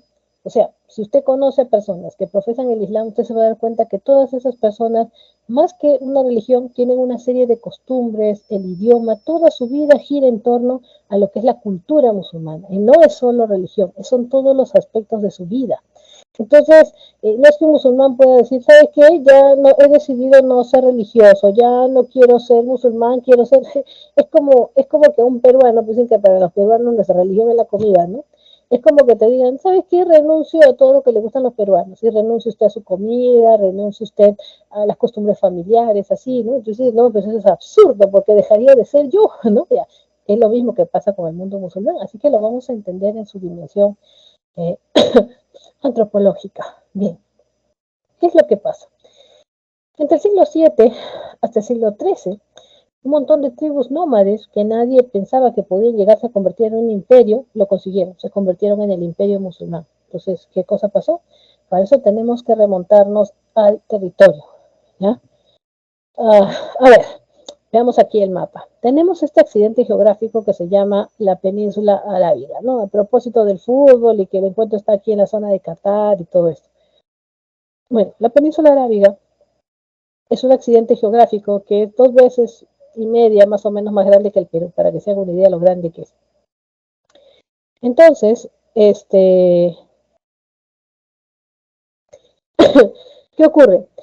Todas estas zonas tienen un clima muy radical. Las únicas zonas que son buenas para la agricultura y tienen el mejor clima y todo son las que dan por el Mediterráneo, acá arriba, en donde ahora está Siria, Líbano, Jordania, Palestina y los invasores judíos, ¿no? Y parte de Egipto, todas esas zonas. Pero después todo es un desierto muy candente, por eso usted ha visto que en Qatar las temperaturas, los partidos se juegan bien tarde, las temperaturas llegan a 55 grados, así de fuerte es, ¿no? Y es un desierto todo, toda esta zona es unas tormentas de arena, no hay ríos, entonces no se puede hacer agricultura, no se puede hacer ganadería. ¿De qué vive la gente? Entonces la pregunta sería, ¿vive gente? Lo que ha tenido siempre esta zona son tribus nómades que se desplazan desde el norte de África, cruzando esta península arábiga hasta lo que va a ser el sur de Asia, ¿no? La India, Indonesia, incluso hasta China, porque su negocio de estas personas, ya que no pueden sembrar y criar animales ahí, es buscar las zonas más lejanas, productos exclusivos para poder vender. Entonces son ricos mercaderes y se recurseaban, estos haciendo manufacturas, joyas, alfombras, lámparas, artículos de lujo, y que va a ser su potencial de va a ser su potencial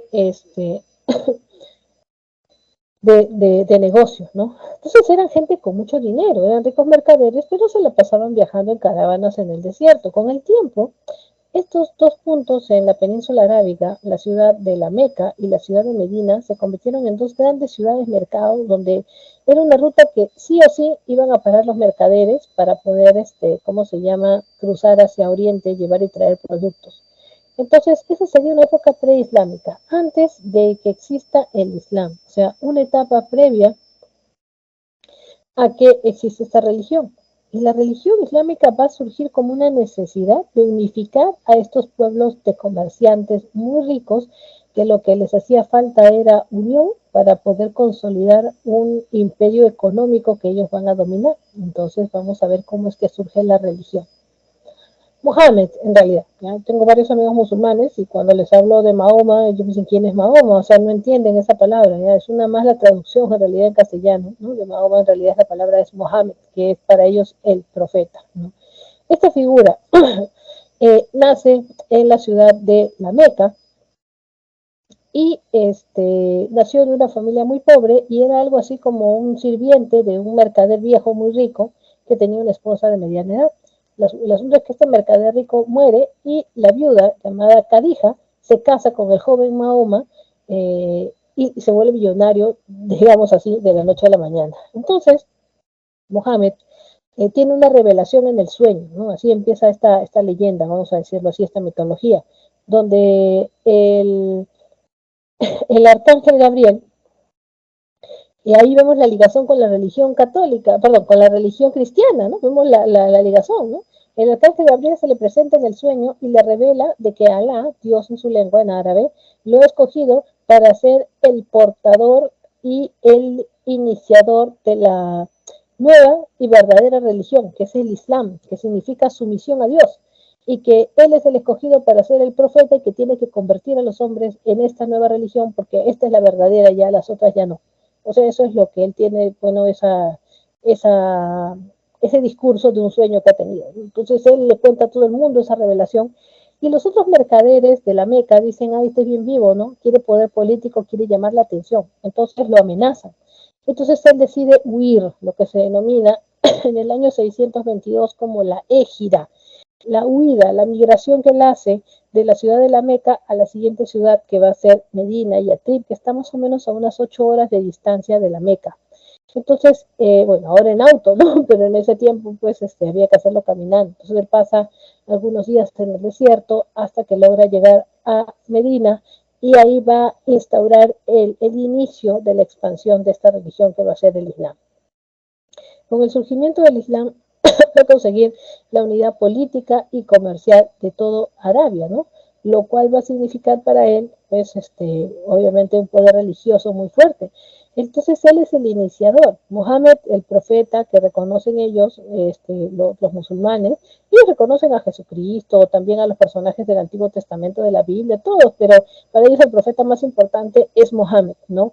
Entonces se convierte en un líder político y religioso que va a ser bajo el nombre de una autoridad denominada califa. Entonces, es un jefe político, un jefe religioso, y va a tener debajo de él al gran visir, que va a ser algo así como un primer ministro que le secunda en cuestiones políticas. Y luego están los valí, ¿no? El valí, que era un gobernador provincial. Así es como se van a organizar los musulmanes y van a comenzar una expansión. El cristianismo, perdón, el imperio musulmán empieza, ¿no? Su expansión con el califato ortodoxo, ¿no? Que se instaura en Medina, donde está Mohammed o Mahoma, con sus 4 primeros discípulos, que van a ser Omar, Abu Bakr y Ali, que fue su yerno incluso, ¿no? Y con él empieza la expansión. Cuando muere Mahoma en el 632, él, o sea, cuando este personaje muere, ya el 80% de la península arábiga estaba islamizada. Sabían que rápido, claro, porque si eran comerciantes y se movían mucho, era lógico que el Islam iba a crecer, se iba a mover mucho, ¿verdad? Y por otro lado, bueno, al pasar este tiempo van a tomar el poder una familia de lo que ahora es Siria, en Damasco, y son la familia de los omeyas. Por eso es que los omeyas logran la mayor expansión territorial dirigiendo todo este imperio musulmán, este califato omeya, y logran la mayor expansión, incluso invadiendo territorio de la península ibérica a España. Luego, ¿no? Los omeyas fueron asesinados, y dijo, no voy a tomar agua porque ya la garganta no me da. Los omeyas fueron asesinados y la familia de los Abbas toma el poder. Los Abbas eran de Bagdad, en lo que ahora es Irak, y desde ahí van a dirigir, ¿no? Este califato abasida, que va a mantener esta expansión territorial y va a lograr el máximo esplendor cultural de estos musulmanes, ¿no? Ahora, como les decía, el musulmán está muy arraigado, ¿no? A su cultura a través de la religión. Y usted debe haberse dado cuenta, ¿no? Cuando se ha presentado a futbolistas incluso que son musulmanes, como es que han preferido jugar incluso por equipos que son de sus países de origen, a pesar de que ellos hubieran nacido en Francia, en otros países, porque es la religión de sus padres, es el país de sus padres, ¿no? Están muy arraigados a eso porque es el factor de la religión. Y vemos que muchos de ellos colaboran con sus comunidades, tiene que ver mucho con este aspecto cultural. Los musulmanes entonces van a tener como un gran centro de peregrinación a la Meca, porque ahí nació Mohammed, ¿no? El profeta, y se halla una piedra que desde antes de la época del Islam la gente ya peregrinaba e iba a tocarla, una piedra negra que se llama la piedra Kaaba, en la Meca, en Arabia, donde los musulmanes, y solo los musulmanes pueden entrar, van a peregrinar al menos una vez en la vida, es una obligación del musulmán, y de acuerdo a sus posibilidades económicas, para ir a darle la vuelta a la piedra Kaaba, que simboliza una purificación para ellos, ¿no? Veamos algunos aspectos más de esta religión tan interesante. ¿Cómo funciona el Islam? Los musulmanes, ellos tienen 5 pilares dentro de la construcción de su fe religiosa y su cultura. Ellos, la confesión de la fe es serle fiel a Alá y a Mohammed, ¿no? Esos son sus pilares de la fe. Y tienen el compromiso de la oración 5 veces al día, ¿no? Y para esto ellos son bastante pulcros. Miren, aparentemente dicen, con sus barbas, con sus túnicas, dan la apariencia que quizás no fueran muy aseados. Nosotros somos unos chanchos al lado de ellos, la verdad. Porque esa gente, antes de orar 5 veces al día, por eso anda con su alfombrita. Y en la calle, en los centros comerciales, hay una habitación donde la gente, donde le agarre la hora de la oración, todos se agachan allí a orar, mirando con dirección a la Meca, no importa en qué parte del mundo estén. Y ellos tienen que estar completamente limpios de cuerpo, por eso es que se paran aseando, lavando, bañando, es gente muy pulcra, ¿no? Porque ellos no pueden orar si el cuerpo está sucio, contaminado, tienen esa percepción. Por eso a ellos les parece que nosotros somos muy cochinos en realidad, ¿no? Pero para nosotros no es cultural bañarnos o limpiarnos 5 veces al día, estar a cada rato en ese plan, ¿no? Bueno, para ellos sí. Otra obligación que existe en el mundo de los musulmanes es el de la limosna, pero no es pues eso con lo que vemos acá en el mundo cristiano y católico de el diezmo que le tienes que dar a la misma iglesia o al pastor o al líder religioso, y muchos de estos hasta lavan dinero o son corruptos o se tiran la plata a ellos y engañan a la gente. Allá no funciona así. Allá sus líderes religiosos se llaman el imán, ¿ya? Como decía el sacerdote, y ellos lo único que hacen es asesorarte en oración, nada más. Pero la limosna es un compromiso que tiene el musulmán con Alá, con ninguna otra autoridad de la tierra. Entonces ellos tienen como parte de su obligación de ser musulmanes que toda vez que ellos reciben dinero, separar una parte de ella, la que sea, para ayudar a alguien que él crea que verdaderamente lo necesita. O sea, no es que se lo voy a dar al pastor, a los mendigos, a la gente, no, yo escojo si es un familiar, si es un amigo, si es un mendigo en la calle, si apoyo en una causa social, eso lo hago yo porque es un compromiso con Alá, o sea, eso es lo que ellos piensan, ¿no? Entonces, el asunto de la limosna al menos no entra en estas cadenas de corrupción que se hay en otras religiones. Por ese lado, entonces, como que es más funcional. Y también el ayuno durante el mes de Ramadán. Todos los años, durante el mes de abril hasta los primeros días, a veces del mes de mayo, es un ciclo lunar en realidad. Ellos ayunan, hacen un mes de limpieza de cuerpo, de alma, de todo, de reflexión. Desde que sale el sol hasta que se oculta el sol no comen nada. Entonces, es gente que se limpia una vez al año el cuerpo, el alma, para poder reflexionar. No hacen reuniones, no se abstienen de las relaciones sexuales, de las fiestas, de los encuentros deportivos, todo durante esos meses, ¿no? Porque ese mes, porque es su mes del Ramadán, ¿no? Y la obligación que, como les contaba, una vez en la vida tienen que peregrinar a la Meca, siempre y cuando sea gente que puede darse el viajecito a Arabia, ¿no? Que no es nada barato. Pero si no, pues no hay problema, ¿no? El libro sagrado de los musulmanes es el Corán, que fue escrito por Mohammed o Mahoma, porque le sopló al oído el arcángel Gabriel en la palabra de Alá. Entonces el Corán se llama recitación en realidad, ¿no? Sería algo así como, en realidad la traducción correcta sería el verbo leer. El Corán es la base de todos sus preceptos de vida diaria incluso, ¿no? Y ellos cuando van a orar, en realidad ellos cantan, ¿ya? Y es muy interesante porque en los países musulmanes en las mañanas tienen así como unos megáfonos, ¿no? En las mezquitas, que hay una en cada cuadra casi, y comienzan a orar así en voz alta, ¿no? A las 5 de la mañana, después el otro a las 11 y así van escalando, ¿no? La cosa es que el día lo dividen en 5 momentos de oración. Entonces es bastante común escuchar así, ¿no? Ni siquiera leyendo, sino cantando, ¿no? Por eso es que ellos van a ser tan dados al canto desde chicos, ¿no? Es una cultura bastante musical también. Entonces es una cultura completa, ¿no? Y mucha gente no la entiende y la juzga o pretende que ellos sean como nosotros, o así como ellos quisieran que fuéramos como nosotros. Esa es una pregunta, ¿no? El asunto es que tengo muchos amigos musulmanes y ninguno de ellos me ha propuesto convertirme o me ha querido convencer. Le voy a decir que tengo más conocidos que son evangélicos, también por ahí tenía un maestro de obra que era israelita, y por Dios, cada vez que lo veía me trataba de convertir a su religión y ya pues yo trataba de ser educada, ¿no? Porque pero ya es una invasión a la privacidad, cada quien puede, hay libertad de credo, ¿no? Pero en los musulmanes no he encontrado eso, para nada, ¿no? Bien extraño, ¿no? Por lo general uno piensa que son fanáticos y que pueden terminar obligándote prácticamente, pero no es así, ¿no? Al menos los suníes no son así, quizás los chiitas o grupos más radicales, fundamentalistas, como en el caso de Afganistán, ¿no? Por ahí, pero básicamente no lo son. Y acá hay otra cosa mal entendida al respecto, ¿no? Lo que denominan la yihad.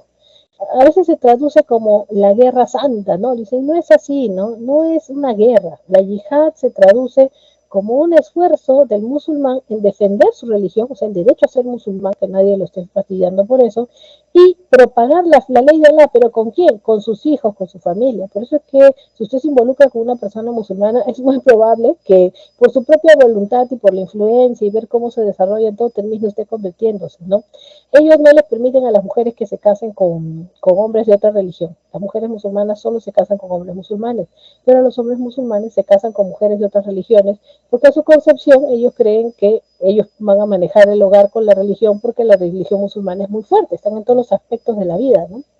Entonces hay varios conceptos ahí con el Islam, hasta lo que comen, ¿no? La comida tiene que ser halal, ¿no? La comida halal es comida que son de animales que no hayan sido sacrificados con dolor, con sufrimiento. Entonces yo creo que hasta los animalistas encontrarían cosas interesantes ahí en estos conceptos de otras culturas, ¿no? Entonces es un mundo completamente aparte, ¿no? Y uno no debe cerrarse, debe intentar conocer, ¿no? Cómo es que funciona, no es que te vas a convertir, porque cuántas religiones hay, pero acercarse un poco a entender, ¿no? Porque así nos respetamos también. Otras cosas, ¿no? Sobre esta religión, bueno, sobre esta cultura y los aportes de los musulmanes, por ejemplo, están en manifestaciones culturales, ¿no? La filosofía, ellos van a ser grandes custodios de la filosofía griega, por eso cuando llegaban e invadieron el imperio bizantino, terminaron capturando muchos libros a los que tradujeron al árabe, muchos textos griegos los tenemos retraducidos, digamos así. El álgebra de Al-Khwarizmi, ¿no? Que está pues los aportes, ¿no? El famoso libro de Baldor con la cara de Al-Khwarizmi y los árabes, esa es su herencia en las matemáticas. Y en la medicina tenemos el caso, por ejemplo, de Avicenna, que va a ser uno de los más importantes médicos que hubo. Los árabes consiguieron operar las cataratas, cauterizar las heridas, o sea, quemar las arterias para que no te desangres, ¿no? Entonces hay muchos avances que ellos consiguieron. A ver, Susana pregunta sobre la opresión a las mujeres en la cultura islámica. Mire, como antropóloga les voy a decir lo siguiente, he revisado el devenir de muchas culturas a nivel mundial, ¿no? Y si nosotros lo juzgamos desde nuestra fusión cultural occidental amerindia, entonces pues vamos a ponernos de jueces juzgando cómo es que ellos actúan, ¿no? Esto no quiere decir que no se cometan delitos y que no haya desigualdad de género, por supuesto que sí, pero lo que pasa es que a nosotros lo que tenemos que entender es que existe el relativismo cultural, ¿no? En esas culturas son culturas patriarcales, ¿no? En donde la figura del varón a través del tiempo ha logrado posicionarse sobre la figura femenina por varias cosas que ellos tienen dentro de su religión y su vida en sociedad, y no solamente en el caso de los musulmanes. Ahora, ¿por qué usted ha visto, no? Han hecho todo esto de movimiento por la muerte de esta muchacha Asra Amini, ¿no? En Irán y todo eso. Pero en realidad, si es cierto, ¿no? Si es que la mataron bajo custodia, si es que qué pasó, otros dicen de que la chica había sido operada del cerebro cuando había sido chica y ya se venía desmayando, que no ha muerto por eso, en fin.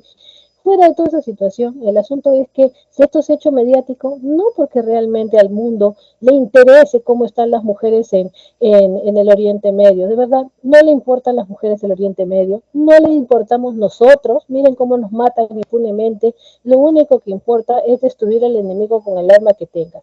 ¿Quiénes mueven los medios de comunicación? Los grandes empresarios. ¿Por qué Estados Unidos le tiene tanta bronca a Irán históricamente? Miren, ellos tienen socios que son igual de asesinos y criminales que Irán o que otros países musulmanes y que tienen un montón de cosas. Siempre y cuando les sirvan a sus intereses económicos, ellos no dicen nada. ¿Cómo son las cosas en el mundo occidental? Vivimos nosotros una sociedad realmente igualitaria, tenemos acceso. Aquí ni siquiera importa si eres hombre o mujer, igual estamos sometidos por las élites, ¿no? Entonces, hablar específicamente del rol de la mujer en la cultura musulmana, habría que dar un vistazo cuál es el rol de la mujer en las diferentes culturas y tratar de comparar y entender por qué pasa esto en esta cultura, por qué en otra, por qué hay culturas son más patriarcales, por qué hay otras que son más igualitarias, ¿no? Y si bien es cierto, hay cosas que nos escandalizan, por supuesto que sí, y hay valores universales, también hay que analizar todas las culturas y sobre todo darle primero una miradita a nuestra propia cultura, ¿no?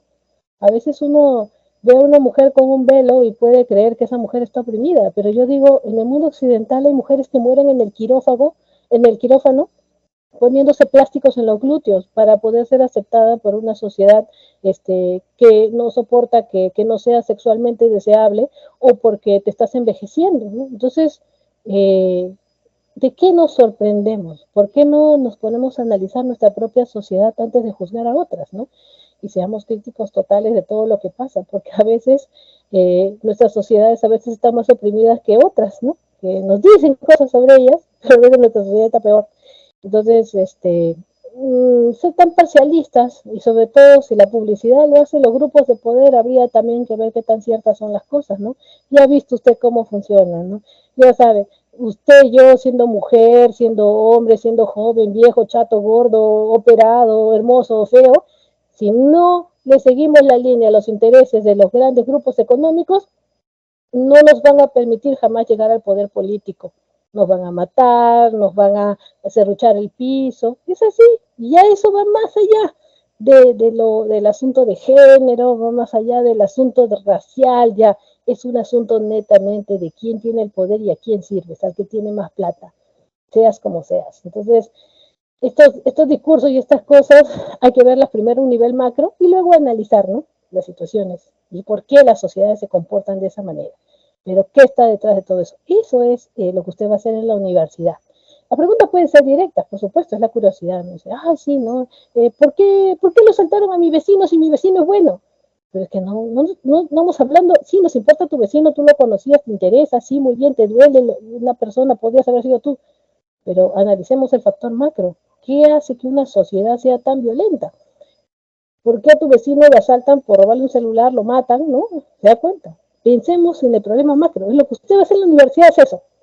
Entender los problemas en general y luego va a ir a los casos particulares. Porque si va de lo particular, se va a quedar, ay, es que qué pena, que no, que salió muy tarde mi vecino, que mi vecino no, en realidad no era muy buena persona, que sí lo era, que sí su mamá llora. Sí, sí, todo eso es importante. Pero el problema macro, cuando nos dirijamos a estos conflictos, hay que pensarlo así, como estamos ahorita analizando estas situaciones con estas civilizaciones, ¿no? Entonces, es un tema demasiado amplio y habría que conocerlo profundamente para poder recién opinar. Bien, por eso los invito también a lo que es la consulta académica, ¿no? Ahí podemos tener más tiempo para podernos explayar. Las consultas académicas las llevo a cabo, por ejemplo, yo los jueves de 3 a 5, ¿no? Si es que, bueno, pero creo que ustedes están en clase en esa hora. También hay consultas académicas, creo que son los lunes en la mañana. Es otro profesor que resuelve. Y estas dudas también por ahí pueden entrar con más tiempo a debatir y todo esto. Bueno, a ver, pasemos entonces a una consecuencia y algo que pasó en Europa cuando cae el Imperio Carolingio, que va a ser el surgimiento del feudalismo. El feudalismo va a ser un sistema político, económico y social horrible, en realidad, que va a consistir en el abuso, hablando de lo que estamos hablando, ¿no?, de aquellos que tienen el poder de la tierra, la nobleza local, que al ver que los reyes se peleaban entre sí, sacan provecho con el susto de la población, ¿no? El feudalismo se sustenta en la propiedad y en el usufructo, o sea, lo que te da la tierra. El dueño del feudo es el que es poderoso a nivel provincial, ¿no? Y se va a relacionar en un sistema de dependencias personales con gente, tanto que le puede ser útil como gente que voluntariamente viene a pedirle que por favor viva dentro de su feudo porque tiene miedo a las invasiones bárbaras de los vikingos, los magiares y los sarracenos que habíamos mencionado, ¿no? Entonces los señores feudales, la nobleza local se empodera porque la gente va a ir a postrarse a los pies, ¿no? Tras la desintegración del Imperio Carolingio y por el miedo a estas invasiones bárbaras, del señor feudal a rogarle por favor que le permita vivir a esta persona que tiene su tierrita y su espacio, pero sabe que lo asaltan, le roban, lo matan, y que por favor, señor feudal, puedo yo vivir dentro de su feudo, le prometo que yo voy a sembrar, voy a criar animalitos, voy a hacer zapatos, vestidos, la comida, lo mejor se lo voy a entregar a cambio de que me permita vivir bajo su protección, porque afuera me matan. Entonces los señores feudales se fueron llenando de gente. Básicamente ese grupo grande de gente que va a vivir en su feudo van a ser los siervos, ¿no? Esa es la servidumbre, las personas que se van a someter a la autoridad del señor feudal, que terminó decidiendo sobre la vida de las personas. Si un día el señor feudal amanecía de mal humor, les cortaba la cabeza al primero que pasara y no pasaba nada porque él era el dueño de la vida de la gente, ¿no? Entonces, eso es lo terrible del feudalismo, es un sistema de abuso, ¿no? Y que el descontrol centralizado favoreció esa nobleza local.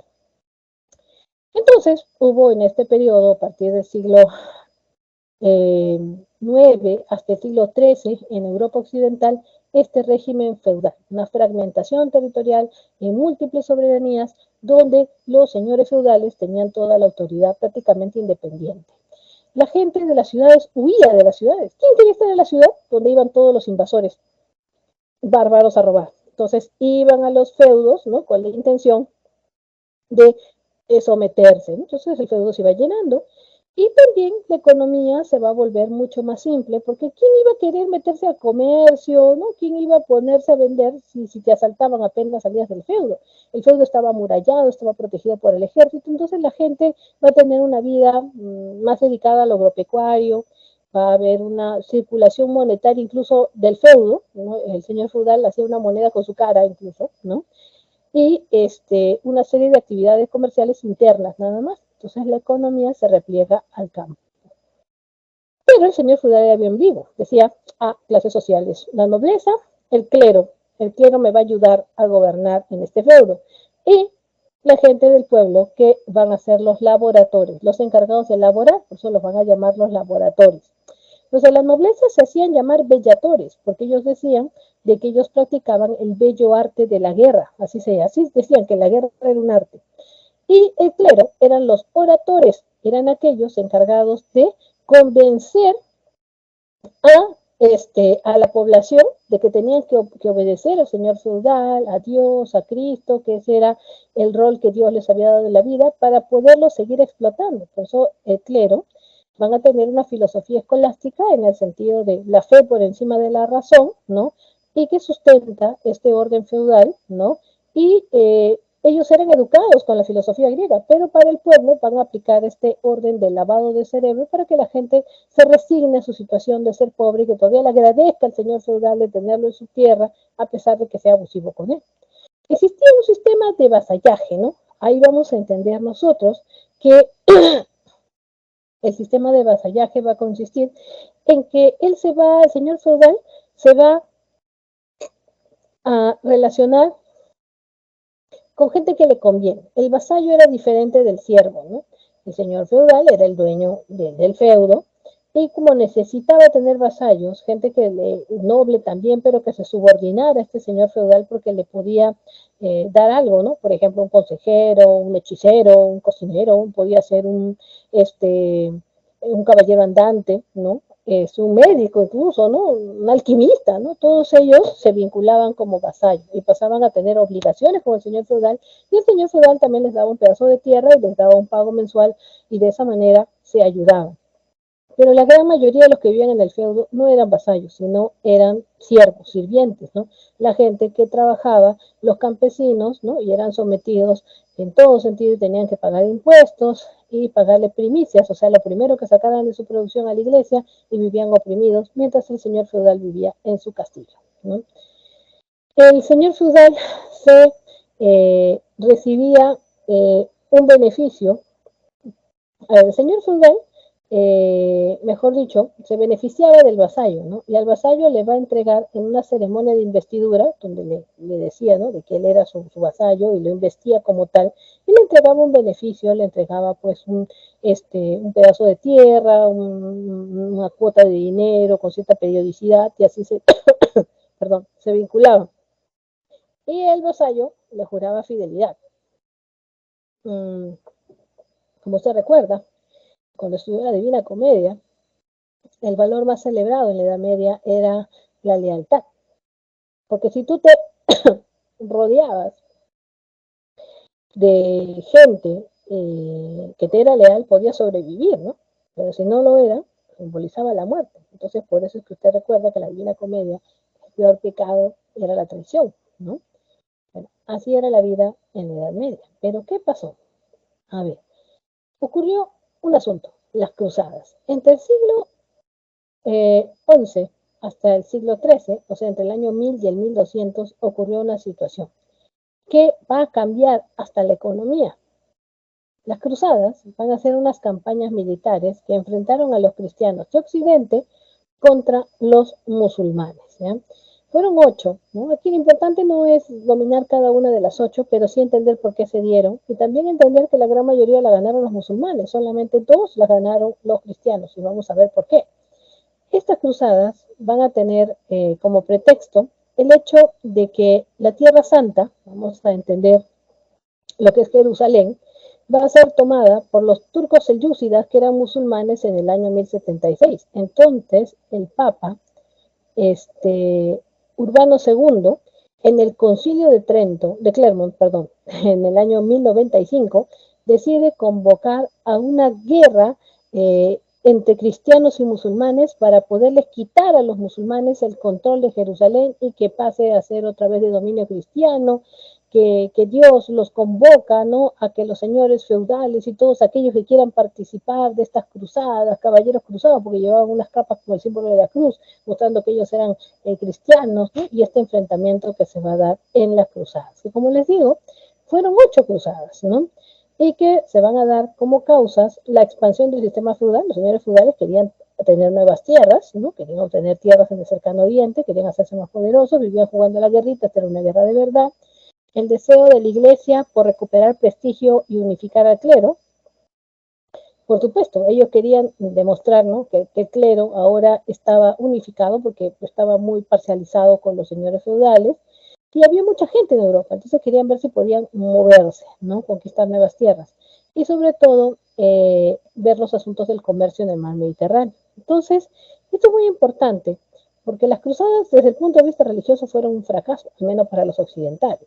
La primera cruzada, por ejemplo, tuvo 2 partes, una cruzada popular y otra señorial, ¿no? La popular, gente se plegó a Pedro el Ermitaño, un sacerdote, y iba mucha gente, dice, niños pobres que se morían de hambre, incluso con la esperanza de llegar a Jerusalén y recuperar la Tierra Santa. Lo cierto es que muy pocos llegaron con vida, muchos otros se fueron quedando por el camino y los que llegaron los mataron porque en realidad pues no podían llegar desarmados ahí como si nada, ¿no? Y la señorial es cuando señores feudales se metieron en esta fase señorial de la primera cruzada y lograron recuperar Jerusalén, pero por muy poco tiempo, porque luego los musulmanes lo volvieron a retener, así que hubo una segunda cruzada, lo perdieron los cristianos.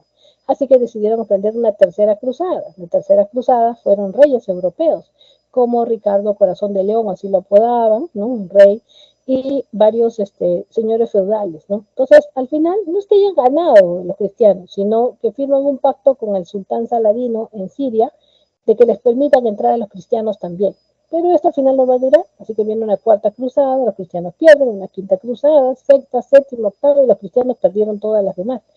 Pero lo interesante va a ser que en todo ese tiempo lo que se consiguió es que se reactive el comercio a tal punto en todo el Mediterráneo que hay un cambio en la economía muy fuerte. Vamos a reconocerlo como el renacimiento urbano, comercial, surgimiento del capitalismo, ¿no?, entre el siglo XI y el siglo XIII, es decir, justamente en este periodo de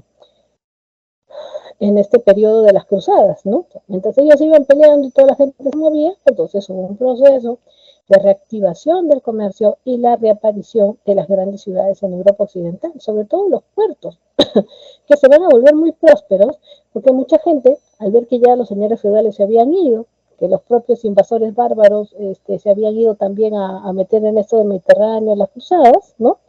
Entonces, van a ir y van a poblar los puertos y van a comenzar ahí a tener pues un rol económico muy importante, sobre todo porque van a llegar muchas embarcaciones incluso desde Asia, ¿no?, con mercancías. Entonces va a haber un crecimiento demográfico, va a haber una revolución agrícola, va a reactivarse el comercio, todo esto va a ir ocurriendo tanto como causa y durante el proceso de este renacimiento urbano comercial. ¿Qué características tiene? Aparecen ciudades muy bien acomodadas, que se van a llamar burgos, y por eso la gente que vive en los burgos se les va a conocer como la burguesía. Aparecen gremios de artesanos que se van a unificar, ¿no? Van a estar unidos para poderse capacitar, para poder saber sobre precios, gremios, ¿no?, artesanales. Aparecen las primeras universidades, ¿no? Estos burgueses van a tener una gran virtud, van a querer educar a sus hijos, ¿no? Y por eso es que van a buscar traer tutores, sobre todo de lo que había sido el Imperio Bizantino, ¿no? Y a pesar de que ahora ya estaba tomado por los musulmanes, muchos intelectuales migraron hacia Europa Occidental buscando trabajos de tutores, de profesores, fundando academias, liceos, y ellos son los que van a estar detrás de la fundación de las primeras universidades en Europa. Entonces, toda esta expansión hizo que cambiara el sistema económico, ¿no? Entonces, todo lo que es el feudalismo termina y empieza este renacimiento urbano comercial. Y aparecen ligas comerciales importantes, como la Liga Italiana y la Liga Hanseática, ¿no? Donde vamos a ver cómo es que se hace un comercio muy fuerte, tanto en el Mediterráneo y también más hacia el norte de Europa. Pero, ¿qué es lo que pasa? Bueno, hemos visto esto de las cruzadas, qué pasó con las cruzadas ya lo sabemos. ¿Cuáles van a ser, luego de que terminan las cruzadas, las consecuencias? Bueno, se reactiva el comercio en el Mediterráneo, y eso ya no tiene marcha atrás. Hay un contacto cultural muy importante entre Oriente y Occidente, producto de este comercio. Los señores feudales entran en decadencia, se quedan solos trabajando en su propia tierra, y se fortalece de nuevo el poder monárquico, ¿no? Que va a orientarse a convertirse ya en la edad moderna como el absolutismo, ¿no? Y aquí es donde viene la famosa crisis del siglo XIV. El siglo XIV, entonces, es un siglo en donde todo parecía haber cambiado y que el asunto era la economía y el comercio, pero la gran sorpresa, ¿no? Va a ser que viene una peste, ¿no? Es un siglo de ruptura, de decadencia del sistema feudal, la nueva economía emerge, pero vienen algunos problemas que van a causar una crisis espantosa, la famosa crisis del siglo XIV. En primer lugar, lo que se conoce como la pequeña edad glacial. En Europa el clima se congeló y la gente va a tener más mortalidad. Por lo tanto, se redujo la producción agrícola y se elevaron los precios, así que van a haber hambrunas.